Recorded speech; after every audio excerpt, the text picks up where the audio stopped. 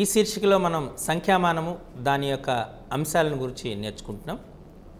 సంఖ్యామానంలో వివిధ రకాలైనటువంటి సంఖ్యా సమితులు, వివిధ రకాలైనటువంటి సంఖ్యలు, వాటి ధర్మాలు, భిన్నాలు, దశాంశ భిన్నాలు, అలాగే భాజనీయతా సూత్రాల గురించి ముందు శీర్షికలో మీరు నేర్చుకున్నారు. ఈ శీర్షికలో మిగిలిన అంశాలను మనం విపులంగా నేర్చుకుందాం. క్రిందటి శీర్షిక కొనసాగింపుగా ఇప్పుడు మనం రోమన్ సంఖ్యామానాన్ని పరిశీలిద్దాం. మనం ఉపయోగించినటువంటి గుర్తులు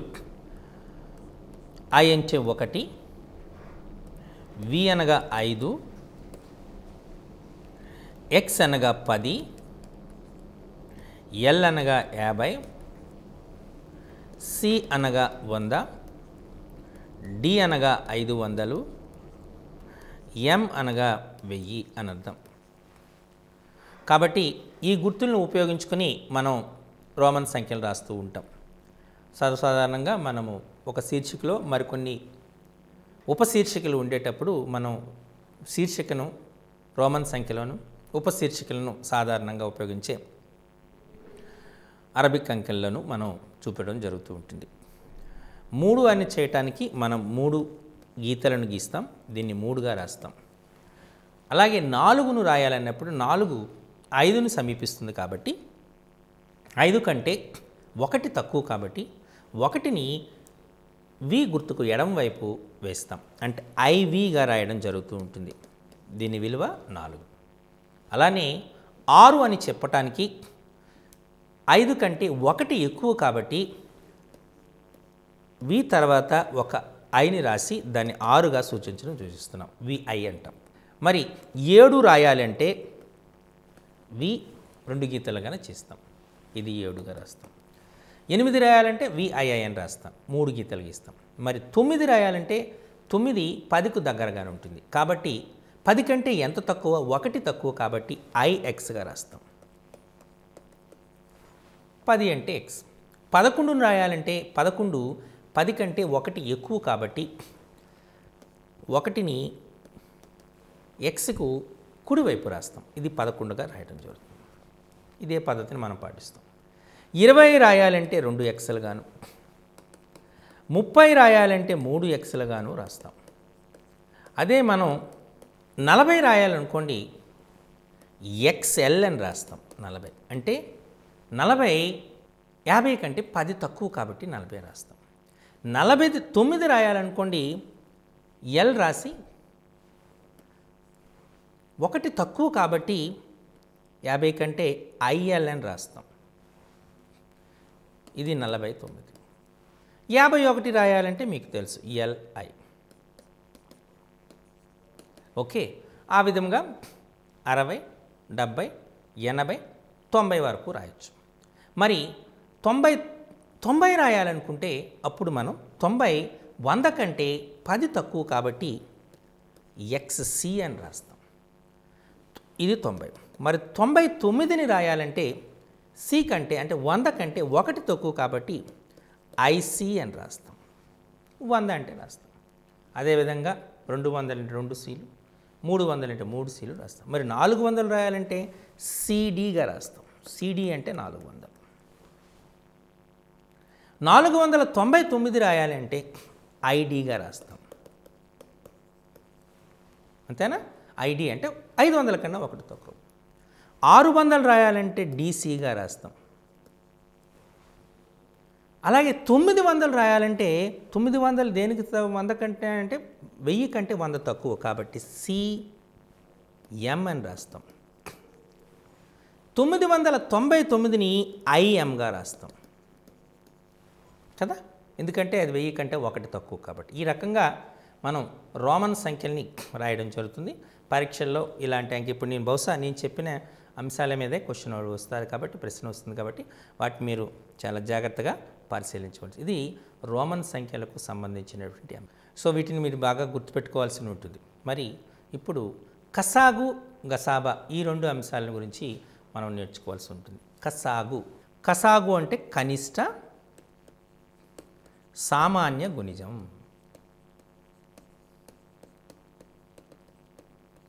దీన్ని కసాగు అంటారు. గసాబా అనేది ఇంకొకటి. గరిష్ట సామాన్య భాజకం అంటారు. కసాగు గసాబా. కసాగు అంటే కనిష్ట సామాన్య గుణిజం, గసాబా అంటే గరిష్ట సామాన్య భాజకం అన్నాడు.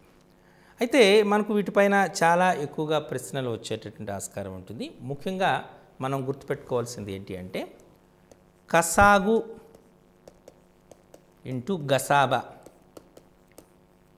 రెండు సంఖ్యల కసాగు గసాబాల లబ్ధము ఆ రెండు సంఖ్యల లబ్ధానికి సమానమవుతుంది.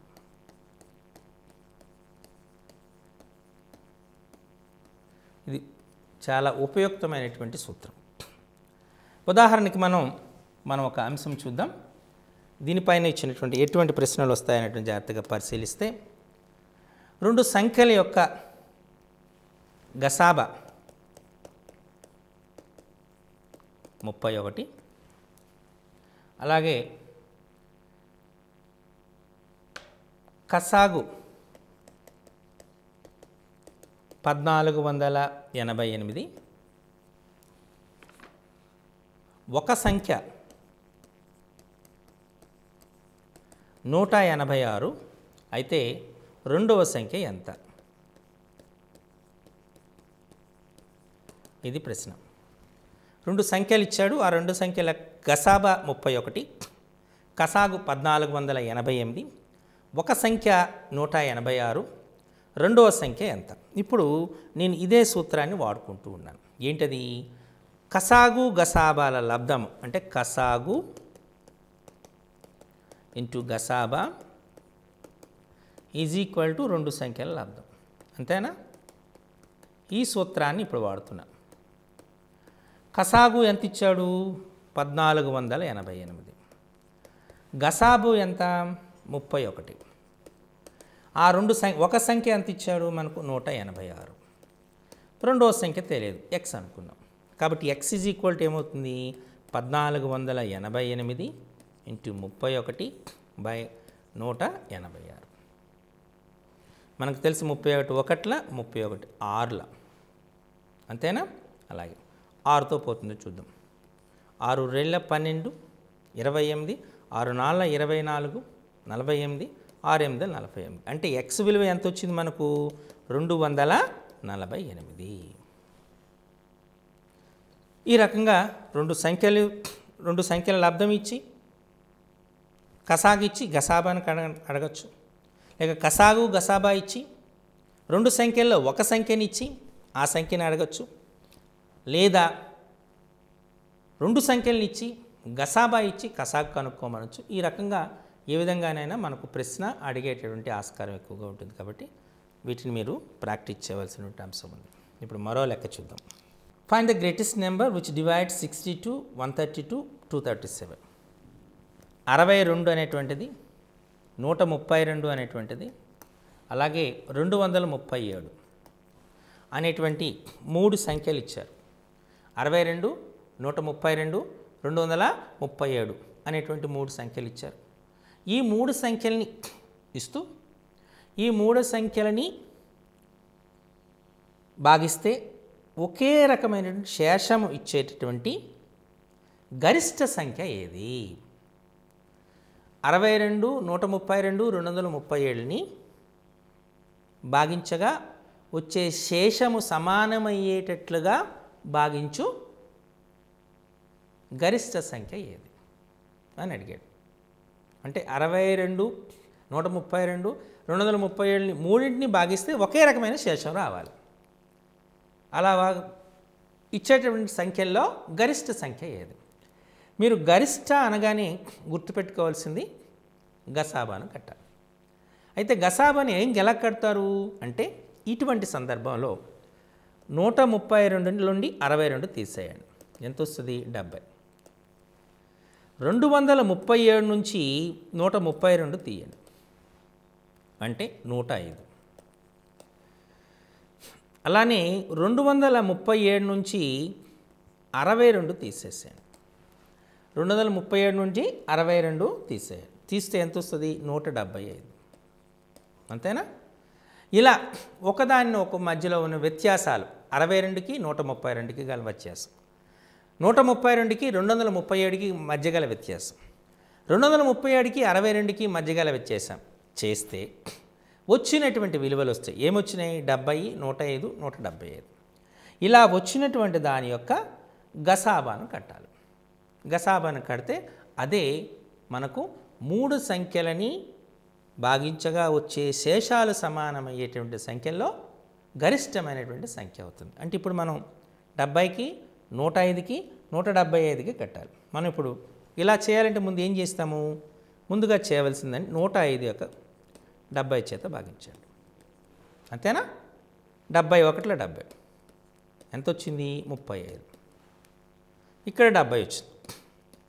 35 రెళ్ళ 70 అంటే మనకు వచ్చినటువంటిది గసాబా ఎంత? 35. ఎక్కడ వచ్చింది? ఈ రెండింటికి ఇక్కడ. ఇప్పుడు మనం ఏం చేయాలి అంటే ఈ 175 ఉంది, ఈ 35 చేత మనం చేయాలి. అంతేనా? 35 5ల 175. కాబట్టి 35 అనేటువంటిది గసాబాగా చేయొచ్చు. అంటే ఈ 35 గసాబాగా వచ్చింది అంటే దాని అర్థం ఏంటి అంటే 35 చే 62ని 132ని 237ని భాగిస్తే వచ్చేటటువంటి శేషాలు ఒకే రకంగా ఉంటాయి అని క్లారిటీగా మనం చెప్పడం సాధ్యమవుతుంది.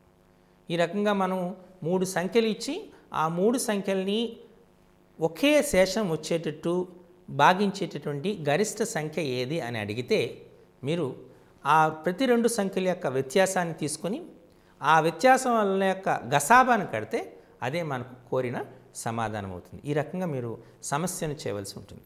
ఓకే, ఇప్పుడు మరొక సమస్యను చూద్దాం. కొన్ని సందర్భాల్లో మనకు ఎలా ఇస్తాడంటే ఒకదాని యొక్క పొడవు ఇస్తాడు. ఒక రూమ్ తీసుకున్నాం, ఒక గది. ఆ గది యొక్క పొడవు దాన్ని మనం జనరల్గా మనం L అందాం. 7 మీటర్ల 83 సెంటీమీటర్లు. ఓకే, దాని వెడల్పు 5 మీటర్ల 13 సెంటీమీటర్లు. దాని యొక్క ఎత్తు 4 మీటర్ల 5 సెంటీమీటర్లు. ఓకే, అయితే find the length of the longest tape which can be measure these dimensions of the room అన్నాడు. అంటే ఈ పొడవుని వెడల్పుని ఎత్తుని కొలిచేటటువంటి పొడవైన టేపు ఏది అంటే మూడింటిని కొలవగలిగినటువంటి టేపు పొడవు ఎంత ఉండాలి అని అడిగాడు. అంటే గరిష్టము అనగానే మీకు రావాల్సింది ఏంటి? ఏం ఐడియా రావాలి? ఇది మొత్తం అని వచ్చినటువంటి ఐడియా రావాలి మీకు. క్లారిటీగా గసాబాను కట్టాలి అని రావాలి. అంతేనా? ఓకే, ముందు మనం వీటిలో 7 మీటర్లు 83 సెంటీమీటర్లు ఇచ్చాడు కాబట్టి దాన్ని మనం ఒకే ప్రమాణంలో మార్చాలి. మారిస్తే మీటర్లోనే మార్చాలి లేదా సెంటీమీటర్లో మార్చాలి. సెంటీమీటర్లో మార్చడం ఈజీయా, మీటర్లో మార్చడం ఈజీయా? సెంటీమీటర్లో మార్చడం. కాబట్టి ఒక మీటర్కి ఎన్ని సెంటీమీటర్లు? 100 సెంటీమీటర్లు. కాబట్టి మీరు ఎలా రాయొచ్చు? 783 సెంటీమీటర్లు. అలాగే 5 మీటర్ల 13 సెంటీమీటర్లు అంటే 513 సెంటీమీటర్లు. అలాగే 4 మీటర్ల 5 సెంటీమీటర్లు అంటే 405 సెంటీమీటర్లు. ఇప్పుడు మీరు ఈ మూడింటికి మనం కట్టాలి. మనం ఉదాహరణకు మనం ఏం చేద్దాం? 783 ఉంది, దాన్ని 513తో భాగిద్దాం. 513 ఒకట్ల 513 అంతేనా? 0 70. ఈ 70ని చేత 513 భాగిద్దాం. ఏమొస్తుంది మనకు? ఇంకా 7 5 అయిపోతే 2. 270 రిల్ల 4 అవుతుంది అంటే 540 అవుతుంది. కాబట్టి ఒకట్లో 270 3 4 2 అంటే మనకి ఎంత వచ్చింది? 243. 270తో భాగిద్దాం. 243 ఎంత వచ్చింది మనకు? 27. 243 చేద్దాం. ఓకే, చేస్తే మనకి ఏమొస్తుంది? ఇక్కడ దీన్ని కంటిన్యూ చేస్తున్నాం. ఈ 243ని దేని చేత భాగిస్తున్నాం? 27 చేత భాగిస్తున్నాం. 27 9ల 243 అంటే 0. కాబట్టి ఇక్కడికి వచ్చినటువంటి గసాబా ఎంత? 27 వచ్చింది. ఈ 27 చేత 405ని భాగిద్దాం. 405ని 27 చేత భాగిస్తున్నాం. 27 ఒకట్ల మనకు తెలుసు కదా, 21 27 135. 27 15ల 135, ఆఫ్ కోర్స్ 130. అంటే గసాబా ఎంత వచ్చింది? 27. అంటే మనకు ఎంత ఉండాలి? 27 సెంటీమీటర్లు, అంతేనా? అంటే మనకు కావాల్సిన length of the longest tape అంటే మనకి ఎంత కావాలి? 27 సెంటీమీటర్లు కావాలి. ఇది మనకు కావలసినటువంటి కొలత. అంటే 27 సెంటీమీటర్ల పొడవు ఉన్నటువంటి టేప్తో కొలిస్తే ఈ 3 కొలతల్ని ఖచ్చితంగా కొలవగలము అనేటువంటి చెప్పచ్చు. చూసారా? అంటే గరిష్ట కొలత కావాలనగానే మనం గుర్తు రావాల్సింది గసాబాని కట్టాలి అనేటువంటి అంశం గుర్తు రావాలి. ఓకే, ఇప్పుడు మరొక అంశం చూద్దాం. ఏమిచ్చాడంటే find the least number divisible by 15, 24, 32 and 36. 15, 24, 32, 36 చేత భాగింపబడేటటువంటి కనిష్ట సంఖ్య ఏది? 15 చేత భాగింపబడాలి, 24 చేత భాగింపబడాలి, 32 చేత భాగింపబడాలి, 36 చేత భాగింపబడాలి. అంటే 15, 24, 32, 36 చేత భాగింపబడేటటువంటి కనిష్ట సంఖ్య ఏది? అది ప్రశ్న.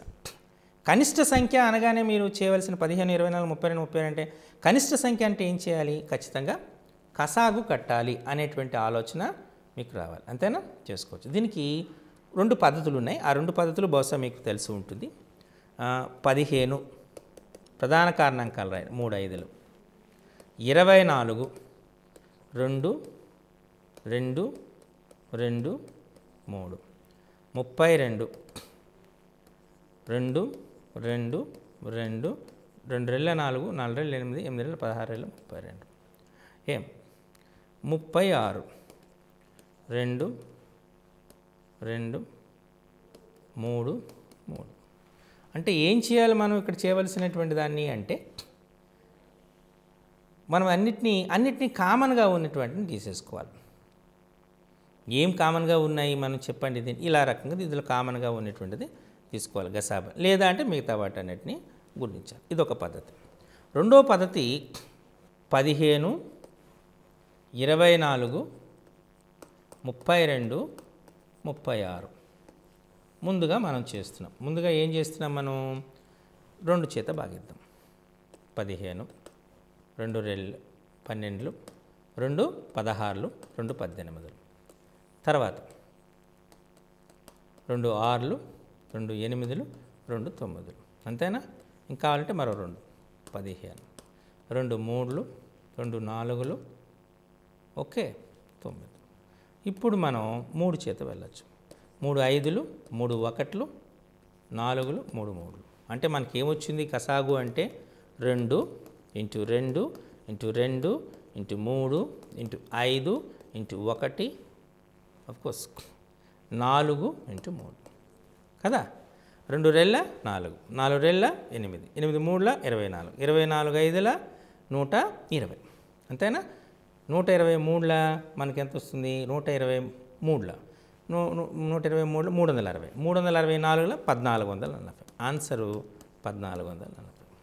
అంటే 15, 24, 32, 36 చేత నిశ్శేషముగా భాగింపబడేటువంటి కనిష్ట సంఖ్య 1440 అని చెప్పచ్చు.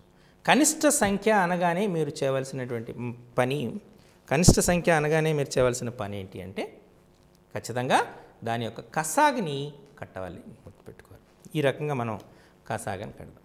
మరొక 15, 27, 35, 42. ఈ 15, 27, 35, 42 చే భాగిస్తే శేషం 7 వచ్చేటట్టుగా ఉండేటటువంటి సంఖ్యలలో కనిష్ట సంఖ్య ఏది అన్నాడు. ఏ సంఖ్యనైతే మనం అంటే 15, 27, 35, 42 చే భాగించేటప్పుడు ప్రతి సందర్భంలోనూ 7 శేషం విడిచేటటువంటి సంఖ్యలలో కనిష్ట సంఖ్య ఏది? కనిష్ట అనగానే మనం చేయవలసిన పని ఏంటి అంటే కసాగు కట్టాలి. దీనికి చేయవలసిన పని 7 శేషం వస్తుంది కదా, కాబట్టి ముందు 15, 27, 35, 42 యొక్క కసాగును కట్టాలి. ఆ వచ్చిన ఫలితానికి 7 కలపాలి. అది అవుతుంది. అంటే మనం 15, 27, 35, 42 ముందుగా మనం ఏం చేద్దాం? 3 చేత చూద్దాం. 3 5ల 15, 3 9ల 27, 35 అయితే చెల్లదు. 3 14ల 42 అంతేనా? ఓకే. ఇప్పుడు 5 చేత పోదాం. 5 1ల 5, 9, 5 7ల 14. ఇప్పుడు 7 చేత పోదాం. ఇక్కడ 3 వెళ్తుంది కానీ 9 వేసేసుకున్నాం పోలేండి. సో 7 చేత పోదాం. 7 1లు అదే 9, 7 1లు 7 2. అంటే మనకి ఎంత వచ్చింది ఇక్కడ? మనకు చూస్తే 3 × 5 × 7 × 9 × 2. 3 5ల 15, 15 2ల 30, 37ల 210, 210 9లు అంటే 1890 కదా. ఈ 15, 27, 35, 42 యొక్క కసాగు 1890. దానికి ఏం కలపాలి? 7 కలపాలి. అంటే 1897 అనేది ఆన్సర్. అంటే 1897 15, 27, 35, 42 భాగిస్తే ప్రతి సందర్భంలో కూడా 7 శేషం వస్తుంది. ఇది ఈ రకంగా మనకు ప్రశ్న అడిగే ఆస్కారం ఉంటుంది. అంటే ముందు ఒక ఏ సంఖ్యనైతే 15, 27, 35, 42 చేత భాగిస్తే ప్రతి సందర్భంలోనూ 7 శేషం విడిచిపెట్టేటువంటి సంఖ్యలలో కనిష్ట సంఖ్య ఏది అని ప్రశ్న వేసేటప్పుడు ముందుగా కనిష్ట సంఖ్యను కసాగు కట్టాలనేటువంటి ఆలోచన రావాలి. ఆ 15 ఏవైతే అంకెలు ఇచ్చారో లేదా సంఖ్యలు ఇచ్చారో వాటి యొక్క కసాగును కనుక్కొని ఆ వచ్చిన కసాగుకి ఎంతైతే శేషం విడిచిపెట్టాలని నిర్ణయించబడిందో ఆ శేషాన్ని కలిపితే మనకు కావలసినటువంటి సంఖ్య వస్తుంది. ఇది గుర్తుపెట్టుకోవాల్సి ఉంటుంది. ఓకే. ఇప్పుడు మరొక ప్రశ్నను చూద్దాం. మనకు ఏమని అడుగుతాడంటే find the greatest number of 4 digits which is divisible by each one. అంటే 12, 18, 21, 28. 12, 18, 21, 23, 28. ఈ ఇచ్చినటువంటి 4 సంఖ్యలచే భాగింపబడినటువంటి గరిష్ట 4 అంకెల సంఖ్య ఎంత అని అడుగుతాడు. ఇక్కడ మనం చిన్న పొరపాటు పడే అవకాశం ఉంటుంది. గరిష్ట అన్నాం కాబట్టి మనం గసాబాను కట్టేస్తాం. కానీ ఇక్కడ చేయవలసిన పని ఏంటంటే శేషము 0 వస్తుంది అనేటువంటిది అర్థం అదే కదా. మనకి తెలిసినటువంటి గరిష్ట 4 అంకెల సంఖ్య ఎంత? 9999. కానీ ఈ 9999 12 చేత భాగింపబడదు. కాబట్టి 12, 18, 21, 28 యొక్క కసాగును కట్టాలి. ఆ వచ్చినటువంటి కసాగు అదేమవుతుంది? కనిష్ట విలువ అవుతుంది. ఆ కనిష్ట విలువని ఈ 9999లో తీసేశారనుకోండి, వచ్చిన విలువే 12, 18, 21, 28 చేత నిశేషముగా భాగింపబడేటువంటి గరిష్ట 4 అంకెల సంఖ్య అవుతుంది. ఇది మీరు గుర్తుపెట్టుకోవాల్సిన అంశం. అంటే మనం 12, 18, 21, 28 ఈ 4 సంఖ్యల యొక్క కసాగును కట్టాలి. 2 చేతి వేలండి, 2 6లు, 2 9లు, 21, 2 14. తర్వాత 2 3లు, 21, 2 7లు. ఇప్పుడు మనం 3 చేతి వెళ్ళచ్చు. 3 1లు, 3 3లు, 21, 7. ఇప్పుడు 7 చేతి వెళ్ళచ్చు. 1 1 3 ఇది 7 3ల 21, 7 1. ఇప్పుడు మనకి ఎంత వస్తుంది? కసాగు ఎంత అవుతుంది చెప్పండి? 2 2 2 2 4 4 3ల 12 12 7ల 84 84 9. అంతేనా? 84 9. సో 84 9లు 252 కదా. మనకి ఎంత వచ్చింది? మనకు కసాగు 252 వచ్చింది. ఎప్పుడైతే 252 వచ్చిందో ఈ 252ని మనం తీసుకుంటే 252 వచ్చింది. ఇప్పుడు ఈ 252ని దేనిలో తీసేయాలి? 9999లో ఈ 252 తీసేయండి.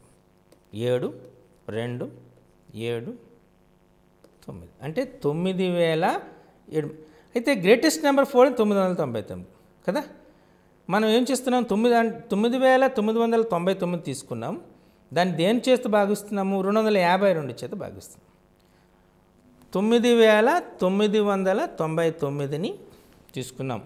దాన్ని దేని చేత భాగిస్తున్నాం? మనము 252 చేత భాగించాలి.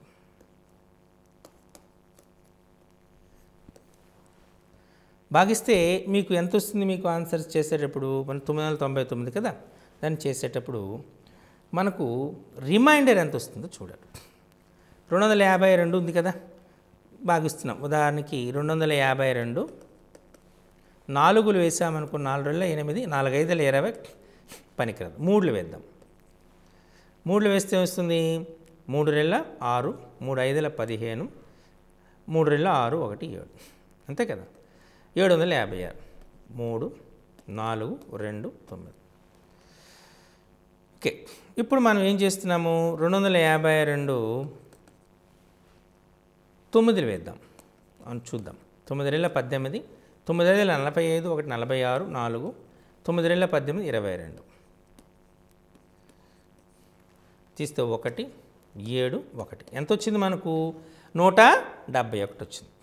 ఈ 171ని అంటే 9999ని ఈ 171 చేత తీసేయాలి.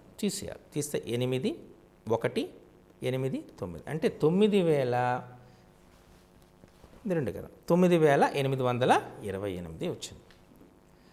ఇది మనకు కావాల్సినటువంటి అంకె. ఈ టైప్ ఆఫ్ క్వశ్చన్స్ చాలా జాగ్రత్తగా వస్తాయి. ఇదే దాన్ని మళ్ళీ కొద్దిగా క్లారిటీ కోసం మళ్ళీ మీకు చెప్తున్నా.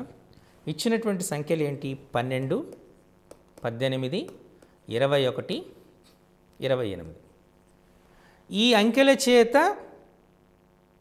నిశ్శేషముగా భాగింపబడినటువంటి 4 అంకెల పెద్ద సంఖ్య ఏది? ఇది ప్రశ్న.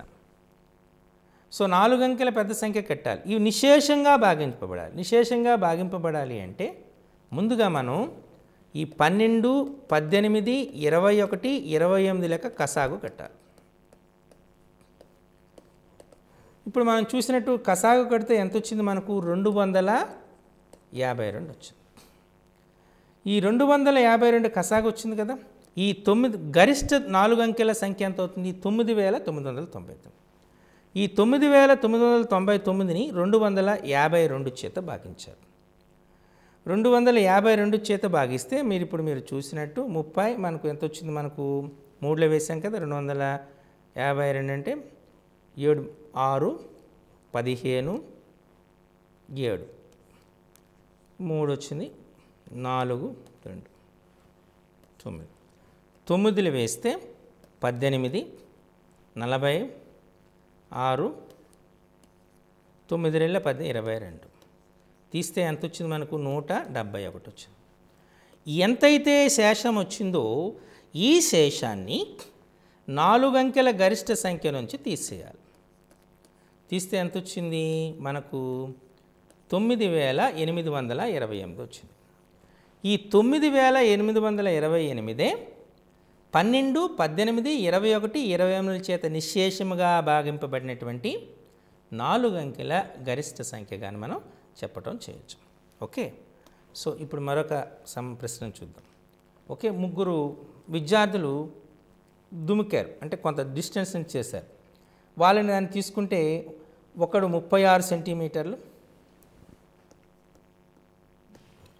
ఇంకొకడు 48 సెంటీమీటర్లు, మూడో వాడు 54 సెంటీమీటర్లు. Okay, at what distance from the starting point will they again step together? అంటే ప్రతిదానికి వాడు ఒకడు 36 సెంటీమీటర్లంత దూరం దుముకుతూ వెళ్తున్నాడు. రెండో వాడు 48 సెంటీమీటర్ల దూరం దుముకుతున్నాడు, అంటే అడుగు వేస్తున్నాడు. మూడో వాడు 54. అంటే ఈ ముగ్గురు కలిసి ఏ సమయంలో ఎంత దూరంలో ముగ్గురు కలిసేటటువంటి ఆస్కారం ఉంటుంది అనేటువంటి దాని. అంటే ఏం చేయాలి? అప్పుడు ఈ 36 48 54 వాటికి మనం కసాగు కట్టాలి. కసాగు కట్టడం మనకు తెలుసు కదా, 2 18లు 24 27, 2 9లు 2 12లు 27, 3 3 3 4లు 3 9లు, 3 1లు 4లు 3 3లు. అంటే మనం 3 3ల 9, 9 3ల 27, 27 రెళ్ళ 54, 54 రెళ్ళ 108 అనేటువంటిది వచ్చింది. అంతే కదా మనకు వచ్చినటువంటి అంశం. సో ఇప్పుడు మనం చేసినటువంటి అంటే మనకు 2 రెళ్ళు 4, 4 మూల 12, 36, 144, 144 3ల 432 సెంటీమీటర్లు వచ్చింది. ఈ 432 సెంటీమీటర్స్ మనం రాయొచ్చు 4 మీటర్ల 32 సెంటీమీటర్ల వద్ద మనం వాళ్ళు కలుస్తారు అనేటువంటి చెప్పచ్చు. ఈ రకంగా మనకు ప్రశ్నలు వచ్చేటువంటి ఆస్కారం ఎక్కువగా ఈ కసాగు గసాబాలపైన వచ్చే ఆస్కారం ఉంటుంది. మరి ఈ చాప్టర్లోనే మనకు ఇంకా కొన్ని అంశాలు ఏంటి అంటే మనకు ఇచ్చినటువంటి అంశాలు భిన్న రూపంలోని వాటికి బాణరాపని దశాంశ రూపంలోకి మార్చడం, దశాంశ రూపంలో ఉన్న వాటిని భిన్న రూపంలోనికి మార్చడం, వీటిపైన ప్రశ్నలు వస్తాయి. ఉదాహరణకి 0.34 అని ఇచ్చాడు. 0.34 అంటే దీన్ని భిన్న రూపంలో మార్చాలంటే 34/100 ఎన్ని స్థానాలు ఉంటాయి. అలాగే 3.445 అంటే 345/100 మీరు ఇది ప్రాక్టీస్ చేయాలి. ఇటువంటి దాటిని మనం ప్రాక్టీస్ చేయాలి. అలాగే మనకు కొన్ని సందర్భాల్లో వీటిని ప్రశ్నలు వర్గాలు వర్గమూలాలు, ఘనాలు ఘనమూలాలు అనేటువంటిది మీద ప్రశ్నలు వస్తాయి. ఉదాహరణకి మనం మీ అందరికీ తెలుసు √625 = 25 అంతేనా. వీటిపైన ఎలా ఇస్తాడంటే √625 = 25 ఇచ్చినప్పుడు √6.25 విలువ ఎంత అని అడుగుతాడు.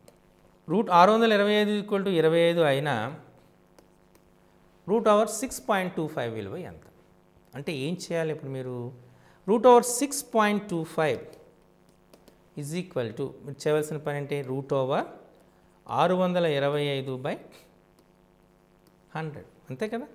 అంటే ఇప్పుడు దీన్ని ఎలా రాయొచ్చు, √625/100 అని రాసుకోవచ్చు. √625 అంటే ఎంత ఇచ్చాడో మనకి 25, √100 అంటే మనకు తెలిసిన విలువ ఎంత 10 అంటే 25/10 అంటే 2.5 మనకు 2.5గా మనం చెప్పటం చేసుకుంటుంది.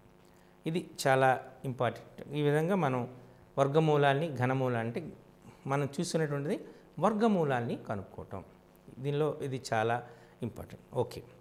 సో ఇందులోనే మనకు కొన్ని సందర్భాల్లో ఏమడుగుతున్నాడంటే కరణలు అంటున్నాడు. కరణలు అనే దానిపైన మనకు √2 అనేటువంటిది కరణం, ³ అనేటువంటిది కూడా కరణం. √2 అంటే అర్థం 2⁻1/2, ³ అంటే 2⁻1/3 అని అర్థం. ఇప్పుడు మనం కొన్ని అంశాలు అడుగుతుంది, దీనిపైన కొన్ని అంశాలు చూడండి. 3/a = b, 4/b = c, 5/c = d, 6/d = 7, 7/e = 8, 3/a = b, 4/b = c, 5/c = d, 6/d = 7, 7/e = 8, 8/f = 9. Then find a, b, c, d, e, f product. 3/a = b, 4/b = c, 5/c = d, 6/d = 7, 7/e = 8, 8/f = 9 అయితే ABCDEF విలువ ఎంత? ఈ లెక్కను మీరు చేయాలి అనుకుంటే మనం చేయవలసిన పని ఏంటంటే 3/a = b అంటే మనం చేయవలసింది బి స్థానంలో తీసుకున్నాం మనం, అంతే కదా. సో మనం బి స్థానంలో 3/a సబ్స్టిట్యూట్ చేయాలి. అంటే మనం ఒక్కొక్క దాన్ని కంపేర్ చేద్దాం. First 8/f = 9. అసలు 8 అంటే ఏంటి? 7/a అంటే 7/EF = 9. అసలు 7 అంటే ఏంటి? 6/d. So 6/DEF = 9. అసలు 6 అంటే ఏంటి మనం తీసుకున్నాం. ఓకే, 5/6 = 10. సో మనం 5/CDEF కరెక్ట్ = 9. ఓకే, 5 బదులు మనం ఏం చేయాలి? మనం తీసుకున్నటువంటి దీన్ని 4 power BCDEF is equal to 9. 4 అంటే 3 పవర్ ABCDEF ఈక్వల్ టు 9. 9 ఎలా రాయొచ్చు? 3 స్క్వేర్ అంటే ABCDEF ఈజ్ ఈక్వల్ టు ఏమవుతుంది? 2. చూసారా? ఈ రకంగా మనకు ప్రశ్నలు వచ్చేటువంటి ఆస్కారం కూడా ఉంటుంది. సో మనం ఈ అప్లికేషన్ దాంట్లో మ్యాథమెటిక్స్లోనే కొన్ని అప్లికేషన్స్ వచ్చేటువంటి ఆస్కారం ఉంటుంది కాబట్టి వాటిని కూడా మనం ఇవి చేయవలసి ఉంటుంది. ఇందులో మీరు కొన్ని సూత్రాలు లాంటివి కూడా గుర్తుపెట్టుకోవాలి. ఎలా అంటే మనం తీసుకున్నాం సరి సంఖ్యలు తీసుకున్నాం మనం. ఫర్ ఎగ్జాంపుల్ 2 + 4 + 6 + 5 8 + 9 + 10 అని ఎలా ఇచ్చాం. వీటి విలువ ఎంత అంటే అప్ టు n టర్మ్స్. అలాగే 1 + 3 + 5 + 7 + 9 + 1 up to n terms, n పదాలు. ఈ n పదాల మొత్తం ఎంత?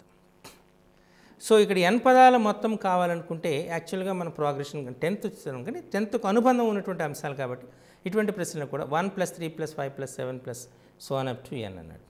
అంటే 1 + 3 + 5 + 7 + 1 అప్ టు n పదాలు అనేటప్పుడు దీని విలువ n². ఉదాహరణకి 1 3 5 7 9 ఇచ్చారు, ఈ 5 పదాలు ఇచ్చారు. దీని యొక్క మొత్తం ఏదంటే 5² 25. కాబట్టి చూడండి 1 + 3 4 4 + 5 9 9 + 7 16 16 + 9 25 5² కదా. అంటే n వరుస బేసి సంఖ్యల మొత్తము 20 n². అలాగే ఇప్పుడు దీన్ని బట్టి మనం సూత్రం రాద్దాం.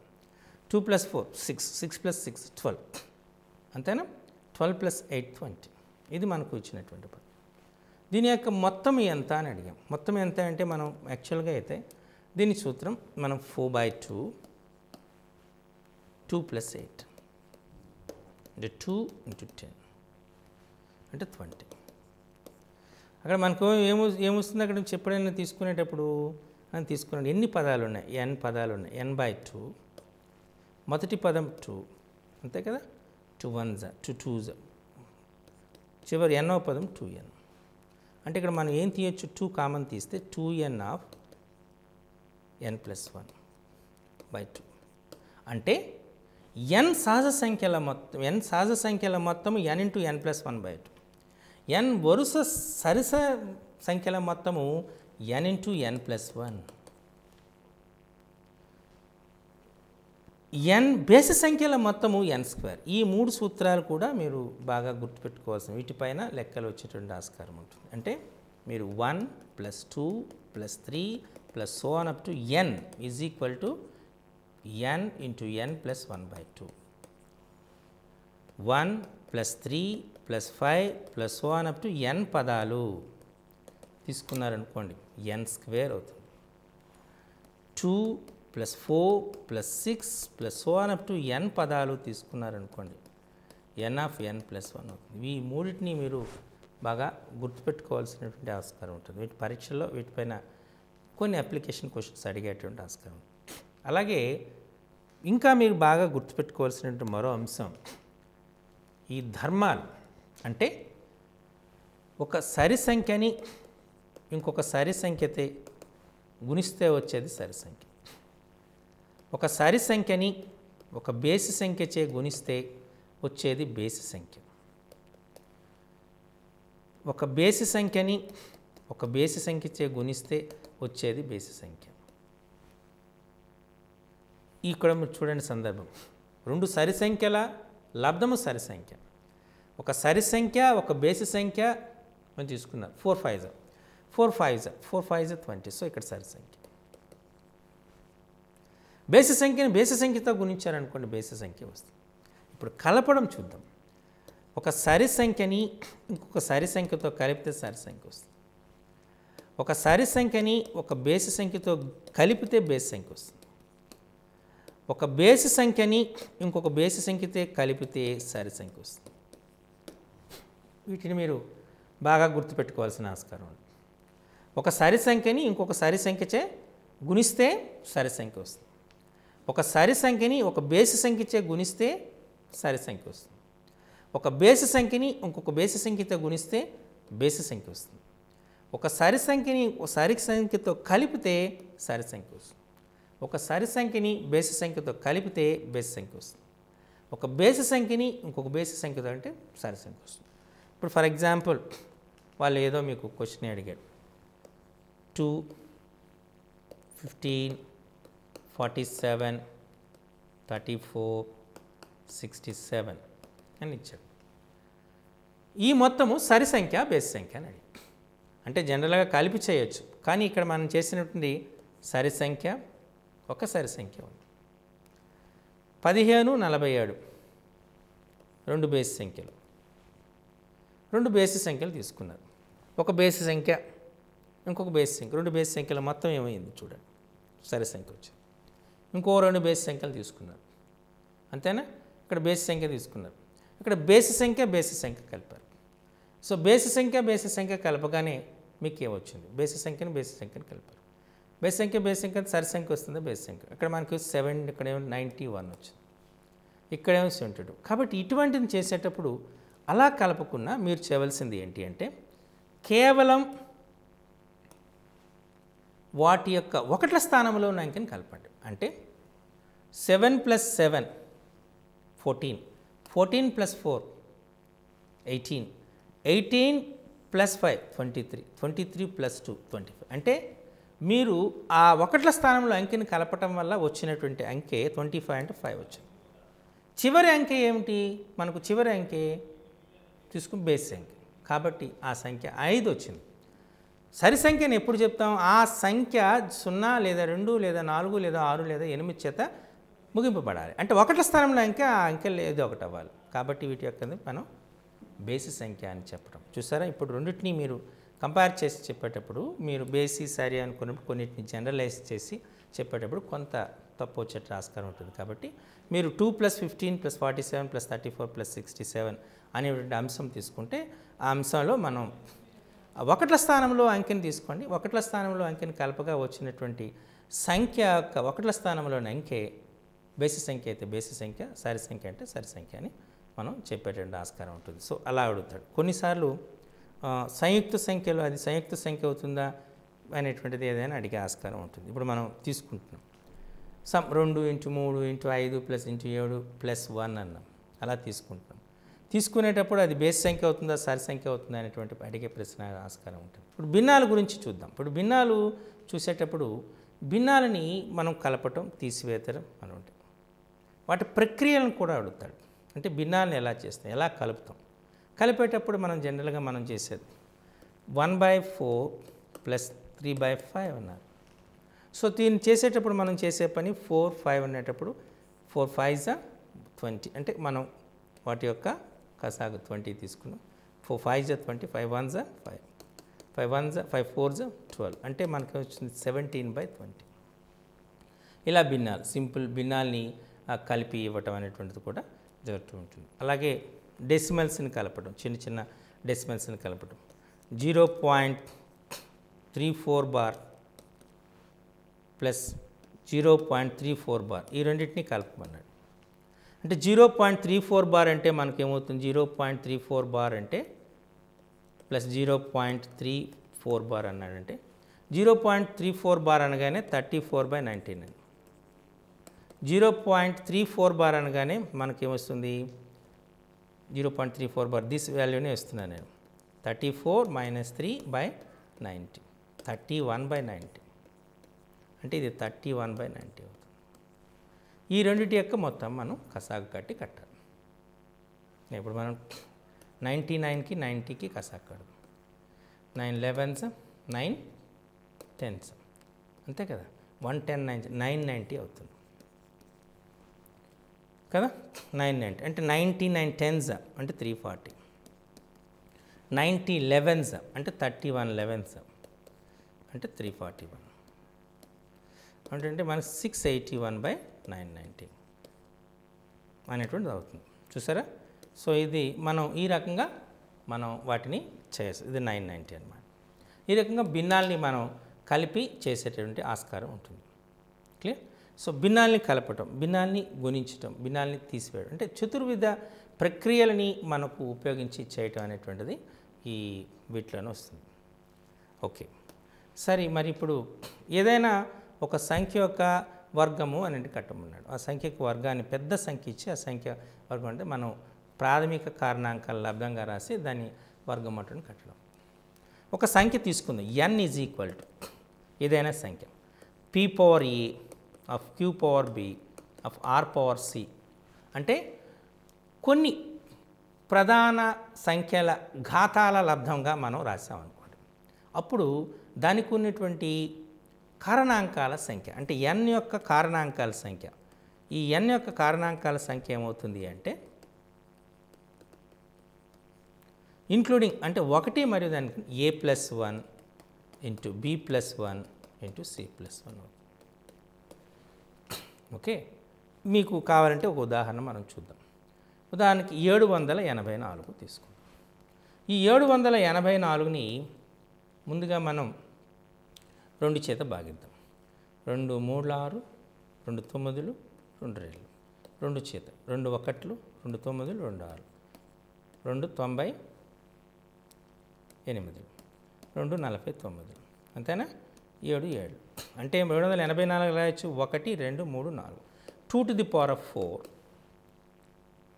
7 square 2 power 4 into 7 square అంటే 2 power 4 into 7 square అనగానే మనకు వచ్చినటువంటి కారణాంకాల ఎన్ని కారణాంకాలు ఉంటాయంటే కారణాంకాల సంఖ్య ఏమవుతుంది మనకు 4 + 1 into 2 + 1 4 + 1 అంటే 5 2 + 1 అంటే 3 అంటే 15 కారణాంకాలు ఉంటాయి. ఈ రకంగా మొత్తము కారణాంకాల సంఖ్యని కూడా మనం కట్టచ్చు. వీటిపైన కొన్ని అప్లికేషన్ క్వశ్చన్స్ కూడా వచ్చేటువంటి ఆస్కారం. ఓకే. మనం ఏదైనా ఒక సంఖ్య తీసుకున్నాం. ఉదాహరణకి మనం ఆఫ్ 3 స్క్వేర్ 5 స్క్వేర్ తీసుకున్నాం. అంటే మనం 2 స్క్వేర్ ఆఫ్ 3 స్క్వేర్ 5 స్క్వేర్ తీసుకున్నాం. మనం తీసుకునేటప్పుడు మనం ఉదాహరణకి ఏదైనా ఒక సంఖ్య 24 కారణాంకాలు రాద్దాం. 24 1 into 24, 2 into 12, 3 into 8, 4 into 6 ఎన్ని కారణాంకాలు వచ్చినాయి? దీనిపైన నేను ఒక క్వశ్చన్ ఫ్రేమ్ చేసి చెప్తాను ఎలా ఇవ్వచ్చు ఆస్కారం అని. 8 కారణాంకాలు కలిగినటువంటి సంఖ్య 24. అదే 8 కారణాంకాలను కలిగినటువంటి గరిష్ట సంఖ్య అంటే 24 తర్వాత వచ్చినటువంటి గరిష్ట సంఖ్య 8 కారణాంకాలు ఉన్నాయి. అంటే 24కు 8 కారణాంకాలు ఉంటాయి. ఆ 28 కారణాంకాలు కలిగినటువంటి 24 తర్వాత వచ్చినటువంటి గరిష్ట సంఖ్య ఏదైనా. అంటే మనం 25 26 27 అని చేయకూడదు. అప్పుడు మనం చేయవలసింది ఏంటి? 24 అన్నాను. ఇది 2 cube ఆఫ్ 3 power 1 అంతేనా? సో అంటే మనం 3 + 1 into 1 + 1 చూస్తే 8 కారణాంకాలు వచ్చాయి దీని ప్రకారం. ఇప్పుడు నేనేం చేస్తున్నానంటే 8ని 2 4s 4 2s 2 into 2 into 2గా రాయొచ్చు. 1 8s 8 1గా రాయొచ్చు కానీ దాన్ని a+1 into b+1 రాయలేం కాబట్టి 2 4s అంటే మనం రాయగలిగింది 1 + 1 into 3 + 1 correct, or 3 + 1 into 1 + 1 or 1 + 1 of 1 + 1 of 1 + 1. First చూద్దాం. అంటే 2 power 1 into 3 cube అంటే 54 వచ్చింది. అంటే 54 కూడా 8 కారణాంకాలు కలిగి ఉంటుంది. నెక్స్ట్ 2 cube of 3 power 1 అంటే 24. 24 కూడా 8 కారణాంకాలు కలిగి ఉంటుంది. తర్వాత వచ్చింది 2 power 1 of 3 power 1 of 5 power 1 30. 30 కూడా 8 కారణాంకాలు కలిగి ఉంటుంది. అంటే 8 కారణాంకాలు కలిగి 24 కంటే పెద్ద సంఖ్య ఇమీడియట్గా వచ్చేటువంటి పెద్ద సంఖ్య ఏది అంటే 30 అని చెప్పచ్చు. ఈ రకంగా మనం కారణాంకాల పైన కూడా కొన్ని ప్రశ్నలు వచ్చే ఆస్కారం ఉంటుంది. కాబట్టి కారణాంకాల సమితి పరిమిత సమితి, గుణిజాల సమితి అపరిమిత సమితి. అలాగే మనకు ప్రాథమిక సిద్ధాంతం అని కూడా వాడతాడు మనం చూసుకున్నప్పుడు. మీరందరికీ తెలుసు dividend is equal to divisor into quotient plus remainder అంటారు. విభాగ్యము ఓకే, విభాజ్యము అంటారు. విభాజ్యము అంటారు దీన్ని. విభాజకము ఇంటూ కోషియంట్ అంటే ఫలితం, ప్లస్ రిమైండర్ అంటే శేషం. వీటిపైన కూడా మనకు ఆస్కారం ఉంటుంది. దీన్ని మనం వీటిని బాగా గుర్తుపెట్టుకోవాల్సిన ఆస్కారం ఉంది. వీటిని కొద్దిగా ఎక్స్టెన్షన్గా పోయారు. దాన్నే A is equal to BQ plus ఆర్గా చెప్పండి. Where r is 0 is less than equal to r is less than B అని చెప్పడం జరిగింది. ఇందులో మీకు తెలుసు A dividend, B divisor, Q quotient, R remainder. దీన్నే మనం యూక్లిడ్ లెమ్మా అని కూడా అంటారు. దాన్ని చూసుకొస్తే ఫండమెంటల్ థియరమ్ ఆఫ్ అంటే ప్రాథమిక విభాజక సూత్రము అనేటువంటిది కూడా అంటారు. ఈ రకంగా ఈ సంఖ్యాశాస్త్రంలో మీకు ప్రశ్నలు వచ్చే ఆస్కారం ఉంటుంది. కాబట్టి సంఖ్యామానం వచ్చేటప్పటికి వివిధ రకాలైనటువంటి సంఖ్యామానాలు ఇంతకుముందు చెప్పుకున్నట్టు హిందూ అరబిక్ సంఖ్యామానం తీసుకోవాలి, ఇండో ఆంగ్లియన్ మానం అని చెప్పటం, అలాగే ద్విసంఖ్యామానం అని చెప్పటం, అలాగే మనం తీసుకున్నటువంటి ఇంకొక మానం రోమన్ సంఖ్యామానం పైన ప్రశ్నలు వచ్చే ఆస్కారం ఉంటుంది. అలాగే సంఖ్యలు, వివిధ రకాలైన సంఖ్యా సమితులు, వివిధ రకాలైన సంఖ్యలు, అలాగే కారణాంకాలు, గుణిజాలు, విభాజక సూత్రాలు అంటే భాజనీయత సూత్రాలు, అలాగే భాజనీయత సూత్రాలు ఉపయోగించి దాని మీద ప్రశ్నలు. ఈ సంఖ్యారేఖ పైన మనం ఈ ప్రాథమిక పరిక్రియలను సూచించటం, వివిధ పరిక్రియలు కలిగిన భిన్నాలు, వీటిపైన కూడా ప్రశ్నలు వచ్చే ఆస్కారం ఉంటుంది. కాబట్టి వీటన్నిటినీ మీరు జాగ్రత్తగా పరిశీలిస్తే ఖచ్చితంగా మీకు మంచి మార్కులు వచ్చే ఆస్కారం ఉంటుంది. వీటన్నిటినీ జాగ్రత్తగా ఫాలో అప్ కండి. 1 నుంచి 7 తరగతిలోని టెక్స్ట్ బుక్స్ అనేటువంటి అన్ని అంశాలని జాగ్రత్తగా పరిశీలిస్తే మీకు ఉపయోగపడుతుంది. అంతేకాకుండా మీకు NCERT బుక్స్ కూడా ఉపయోగిస్తే ఖచ్చితంగా మంచి మార్కులతో మీరు ఉద్యోగాన్ని పొందే ఆస్కారం ఉంటుంది. కాబట్టి ఆ విధంగా ప్రయత్నం చేయండి. నమస్కారం.